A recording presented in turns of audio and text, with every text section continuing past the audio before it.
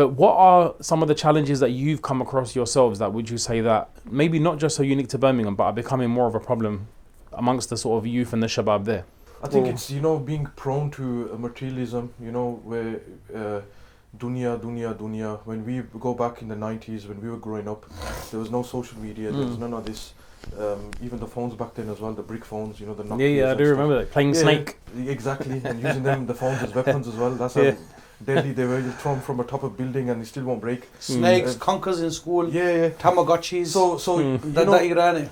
Now the era that we think it's the era of technology where literally it's become the idol.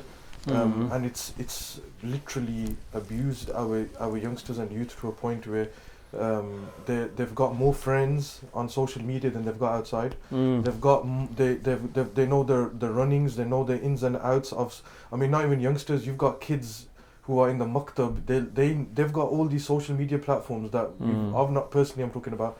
I never even heard of. I didn't know.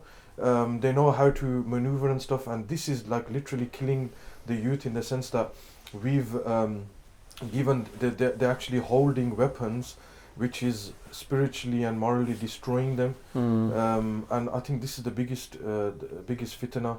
And then you've got the access as well, to the internet. Like, again, in the 90s, if you wanted to go on the internet, you're going to have to go to the local library. Yeah, and then there was dial-up. Yeah, exactly. Yeah. They dial up the phone and then you stick in the wires in and stuff. And now it's free, it's access. I mean, look, no disregard or disrespect to the poor people around the world. You've got people on Facebook, I've got people hitting me on Facebook, want to be friends, and then you look at the background, Africa, and I'm thinking, do you even have enough sufficient water? But you've got Facebook. You've got that.